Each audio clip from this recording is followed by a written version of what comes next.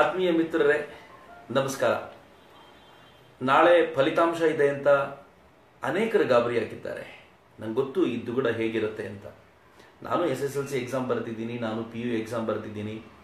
ಇಂಜಿನಿಯರಿಂಗ್ನ ಹೊತ್ತಿನಲ್ಲಿ ಪ್ರತಿ ಸೆಮ್ನ ರಿಸಲ್ಟ್ ಬರುವಾಗಲೂ ರಾತ್ರಿ ನಿದ್ದೆ ಹಾರೋಗ್ತಾ ಇತ್ತು. ಇದೊಂದು ಸೆಮ್ ಚೆನ್ನಾಗಾದರೆ ಸಾಕು, ಇದೊಂದು ಎಕ್ಸಾಮ್ ಚೆನ್ನಾಗಿ ಬಂದರೆ ಸಾಕು, ಆಮೇಲೆ ಚೆನ್ನಾಗಿ ಮಾಡ್ಕೊಳ್ತೀನಿ ಅನ್ನೋಂಥ ಭರವಸೆ ನಮಗೆ ನಾವು ಯಾವಾಗಲೂ ಕೊಟ್ಕೊಳ್ತಾನೆ ಇರ್ತೀವಿ.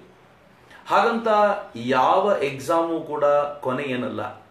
ಅದರಲ್ಲೂ SSLC ಮತ್ತು PUCಗಳಂತೂ ಜೀವನದಲ್ಲಿ ಮಹತ್ವದ್ದೇನನ್ನೋ ನಿರ್ಧಾರ ಮಾಡಿಬಿಡ್ತವೆ ಅಂತ ಗಾಬರಿ ಪಡೋದಂತೂ ಅದು ಅನವಶ್ಯಕವಾದ್ದು ನನಗೆ ಯಾವಾಗಲೂ ಅನ್ಸುತ್ತೆ. ನಂಗೆ ಗೊತ್ತಿಲ್ಲ ಯಾಕೆ ಪೇರೆಂಟ್ಸ್ಗಳು ಇಷ್ಟೊಂದು ಗಾಬರಿ ಪಟ್ಬಿಡ್ತಾರೋ. SSLC ಏನಾದರೂ ಆದರೆ ಮುಂದೆ ಏನಾಗ್ಬಿಡುತ್ತೆ ಅಂತಾನೋ. ಅದರಲ್ಲೂ SSLC ಮುಗಿಸಿ ಫಸ್ಟ್ PU ಸೆಕೆಂಡ್ PU ಆಗುವಾಗ್ಲಂತೂ ಮಕ್ಕಳು ತಮ್ಮ ಪೂರ್ಣ ಚಿಂತನೆಯನ್ನು ಕಳ್ಕೊಳ್ಳೋ ಥರ, ಅವರ ಪೂರ್ಣ ವ್ಯಕ್ತಿತ್ವವನ್ನು ಕಳ್ಕೊಳ್ಳೋ ಥರ, ಓದೋದು ಬಿಟ್ರೆ ಮತ್ತೇನು ಮಾಡಬಾರ್ದು ಅನ್ನೋಂಥ ಚಿಂತನೆಯಲ್ಲಿ ಅವ್ರನ್ನ ಹೆಂಗೆ ದೂಡು ಬಿಡ್ತಾರೆ ಅಂತಂದ್ರೆ ಅದೊಂಥರ ಸ್ಟ್ರೆಸ್ಸಿಗೆ ತಳ್ಳುವಂಥ, ಡಿಪ್ರೆಷನ್ಗೆ ತಳ್ಳುವಂಥ ವ್ಯವಸ್ಥೆ ಆಗ್ಬಿಡುತ್ತೆ. No problem. ನಾಳೆ ಎಕ್ಸಾಮ್ ರಿಸಲ್ಟ್ ಬರುತ್ತೆ.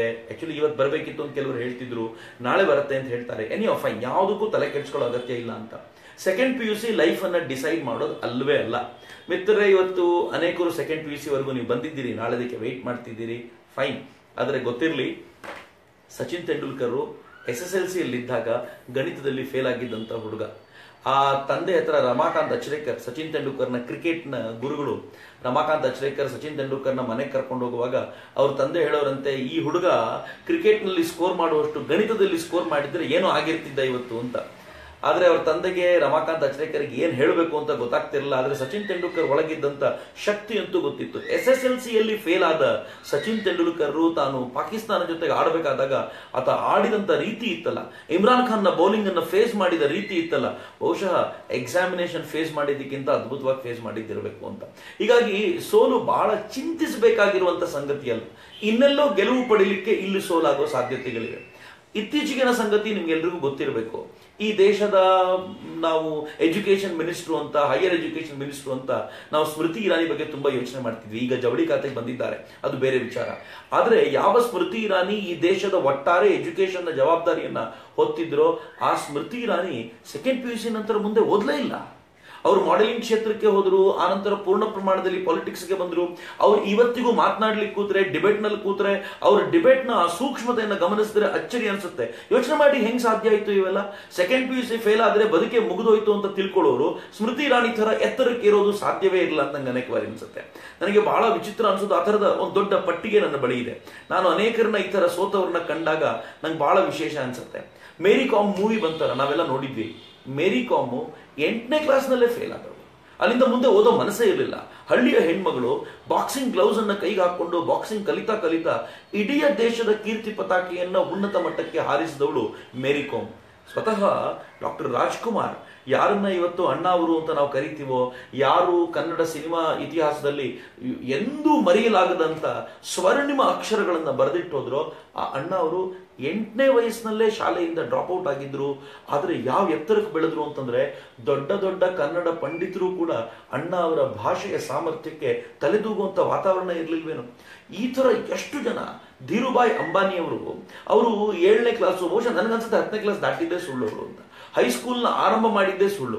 ಆದರೆ ಧೀರುಭಾಯ್ ಅಂಬಾನಿ ಅವರು ಕಟ್ಟಿದ ಸೌಧ ಎಂಥದ್ದಿತ್ತು ಯೋಚನೆ ಮಾಡಿ.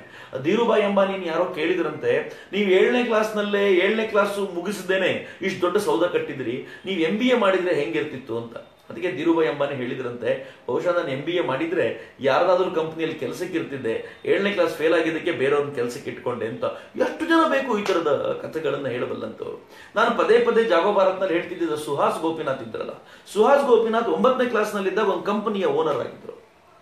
ಅವರು 44 ರಾಷ್ಟ್ರಗಳಲ್ಲಿ ಗ್ಲೋಬಲಿಂಗ್ ಕಾರ್ಪೊರೇಷನ್ ಕೆಲಸ ಮಾಡ್ತಾ ಇರಬೇಕಾದಾಗ ಅವರು ಕಟ್ಟಿದ ಕಂಪನಿ. ಸ್ವತಃ ಸುಹಾಸ್ ಗೋಪಿನಾಥ್ ಅವರಿಗೆ BE ಸರ್ಟಿಫಿಕೇಟ್ ಇರಲಿಲ್ಲ.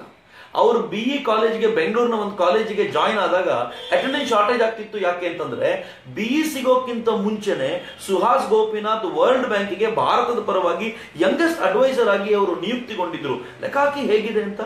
ಅಂದ್ರೆ ಸೋಲು ಎಲ್ಲದಕ್ಕೂ ಕೊನೆ ಅಲ್ಲ ಅಂತ. ಕಪಿಲ್ ದೇವ್ ಒಂದ್ಸಲ ಮಾತನಾಡ್ತಾ ಹೇಳ್ತಿದ್ರು, ಸೋಲೆ ಎಕ್ಸಾಮಿನೇಷನ್ ಫೇಲ್ ಆಗೋದೇ ಎಲ್ಲದರ ಕೊನೆ ಅನ್ನೋದಾದ್ರೆ, ಕಾಲೇಜ್ ಡ್ರಾಪ್ ಔಟ್ ಆಗಿರುವಂತ ನನ್ನ ಜೀವನ ಯಾವತ್ತೂ ಮುಗಿಬೇಕಿತ್ತು, ನನ್ನ ಜೀವನ ಮುಗಿಲಿಲ್ಲ, ನನ್ನ ಜೀವನ ತುಂಬಾ ಮುಂದಕ್ಕೆ ಹೋಯ್ತು ಅಂತ ಅನಂತರ ಹೇಳ್ಕೊಳ್ತಾರಲ್ಲ. ಈ ತರದ ಅಸಂಖ್ಯ ಉದಾಹರಣೆಗಳಿವೆ. ಹೀಗಾಗಿ ಸೋತಾಗ ಎಲ್ಲವನ್ನು ಕಳ್ಕೊಂಡ್ವಿ ಅಂತ ಹೆದರ್ಕೊಳ್ಳುವಂತ ಅಗತ್ಯವೋ ಮತ್ತೇನೋ ಮಾಡ್ಕೊಳ್ಳಿಕ್ಕೆ ಹೋಗುವಂತ ಅಗತ್ಯವೋ ಇದೇನೋ ಅಗತ್ಯ ಇಲ್ಲ ಅಂತ ಅನ್ಸೋದು. ನಾವು SSLC ವರೆಗೂ ಹೇಗೆ ಓಡ್ಕೊಂಡು ಬಂದಿದ್ದೀವಿ ಅಂದ್ರೆ ಫಸ್ಟ್ PUC ಓಡ್ಬಿಟ್ಟಿದ್ದೀವಿ, ಸೆಕೆಂಡ್ PUC ಒಂದು ಹಾಲ್ಟ್ ಅಂತ ಅನ್ಸುತ್ತೆ. ಹಾಗಂತ ಈ ಹಾಲ್ಟ್ ಅನ್ನ ಪರ್ಮನೆಂಟ್ ಅಂತ ತಿಳ್ಕೊಳ್ಬೇಡಿ. ಇದರ ಮುಂದೆಯೂ ಕೂಡ ಒಂದು ಭವ್ಯ ಭವಿಷ್ಯವನ್ನ ಕಟ್ಟಿಕೊಳ್ಳಿಕ್ಕೆ ನಮ್ಗೊಂದು ಸಮರ್ಥವಾದ ಅವಕಾಶವನ್ನ ಈ ಹೊತ್ತು ಕಟ್ಟಿಕೊಳ್ಳುತ್ತೆ. ಹಾಗಂತ ಫೇಲ್ ಆಗೋದೇ ಶ್ರೇಷ್ಠ ಅಂತೇನು ಭಾವಿಸಬೇಕಾದ ಅಗತ್ಯ ಇಲ್ಲ. ಯಾರ್ಯಾರು ಪಾಸ್ ಆಗಿದ್ದೀರೋ ಅವ್ರಿಗೆ ಭವಿಷ್ಯ ಇನ್ನೂ ದೊಡ್ಡದಾಗಿದೆ. ಸೆಕೆಂಡ್ PUC ಪಾಸ್ ಆದ್ಮೇಲೆ ಎಲ್ಲ ಮುಗಿದು ಬಿಡಲ್ಲ. ಸೆಕೆಂಡ್ PUC ನಂತರ ನಿಜವಾದ ಲೋಕ ಶುರುವಾಗುತ್ತೆ. ಅನೇಕರು BE ಮತ್ತು MBBS ಆಯ್ಕೆ ಮಾಡ್ಕೊಳ್ಳಿಕ್ಕೋಸ್ಕರ ಒದ್ದಾಡ್ತಿರ್ತಾರೆ. ಹೇಗಾದ್ರೂ ಮಾಡಿ ಇಂಜಿನಿಯರಿಂಗ್ ಕಾಲೇಜಲ್ಲಿ ಸೀಟ್ ಗಿಟ್ಟಿಸ್ಕೊಂಡ್ಬಿಟ್ರೆ 4 ವರ್ಷದ ನಂತರ ನಾನೇನಾದ್ರೂ ಉದ್ಯೋಗ ಗಳಿಸ್ಕೊಂಡ್ಬಿಡ್ಬೋದು, ಹೀಗೆಲ್ಲ ಕಲ್ಪನೆ ಇಟ್ಕೊಂಡಿದ್ದೀವಿ. ಆದ್ರೆ ನೆನ್ಪಿಟ್ಕೊಳ್ಳಿ ಮಿತ್ರರೇ, ಇಂಜಿನಿಯರಿಂಗು ಮೆಡಿಕಲ್ ಅನ್ನ ಬಿಟ್ಟು ಈ ದೇಶವನ್ನ ಕಟ್ಟಬಲ್ಲಂತ ಅನೇಕ ಫ್ಯಾಕಲ್ಟಿಗಳು ಬಾಕಿ ಇವೆ. ನಾವು ಯಾವ ದಿಕ್ಕಲ್ಲಿ ಬೇಕಿದ್ರು ಕೆಲಸ ಮಾಡಬಹುದು. ಎಲ್ಲಕ್ಕಿಂತ ಹೆಚ್ಚಾಗಿ ಸೆಕೆಂಡ್ PUC ಮುಗಿಸ್ಕೊಂಡ್ ಬಂದಿರುವಂತ ಮಕ್ಕಳಲ್ಲಿ, ಇನ್ನು 4-6 ದಿನಗಳಲ್ಲಿ SSLC ಮುಗಿಸ್ಕೊಂಡು ಬರುವಂತ ಹುಡುಗರಲ್ಲಿ ನಾನು ಕೇಳ್ಕೊಳ್ಳೋದು ಒಂದೇ ಒಂದು, ನೆನ್ಪಿಟ್ಕೊಳ್ಳಿ, ನಿಮ್ಮ ಹೃದಯದಲ್ಲಿ ಯಾವ ಕ್ಷೇತ್ರದ ಕುರಿತಂತೆ ಒಲವಿದೆಯೋ ಅದರ ಕುರಿತಂತೆಯೇ ಕೆಲಸ ಮಾಡಿ, ಅದರದ್ದೇ ಅಧ್ಯಯನ ಮಾಡಿ. ಅದನ್ನ ಬಿಟ್ಟು ನಾನು ಇಂಜಿನಿಯರಿಂಗ್ ಅನ್ನು ಹುಡುಕೊಂಡು ನನಗೆ ಸಿಗದ ಗಗನ ಕುಸುಮವನ್ನು ಅರಸ್ಕೊಂಡು ಹೋಗ್ತೀನಿ ಅನ್ನೋ ಹಠಕ್ಕೆ ದಯಮಾಡಿ ಬೀಳ್ಬೇಡಿ. ಯಾರ ಪ್ರೆಷರ್ಗೂ ನೀವು ಅಧ್ಯಯನ ಮಾಡಬೇಕಾಗಿಲ್ಲ. ಆತ್ಮತೃಪ್ತಿಗೋಸ್ಕರ ಅಧ್ಯಯನ ಮಾಡಬೇಕು ಅನ್ನೋ ಕಲ್ಪನೆ ಇದೆಯಲ್ಲ, ಅದೇ ತುಂಬಾ ಮುಖ್ಯವಾದ್ದು. ಇಂಜಿನಿಯರಿಂಗ್ ಮುಗಿಸ್ಕೊಂಡು ಬಂದ ನಂತರ ನಂಗೆ ಅನೇಕರು ಕೇಳಿದ್ರು, ಇಂಜಿನಿಯರಿಂಗ್ ಮುಗಿಸ್ಕೊಂಡು ಬಂದು ಈ ಫೀಲ್ಡ್ ಯಾಕೆ ಬಂದೆ, ನೀನೊಂದೇನಾದ್ರೂ ಕೆಲಸ ಮಾಡ್ಕೊಂಡು ಇದ್ದಿರ್ಬೋದಿತ್ತಲ್ಲ ಅಂತ.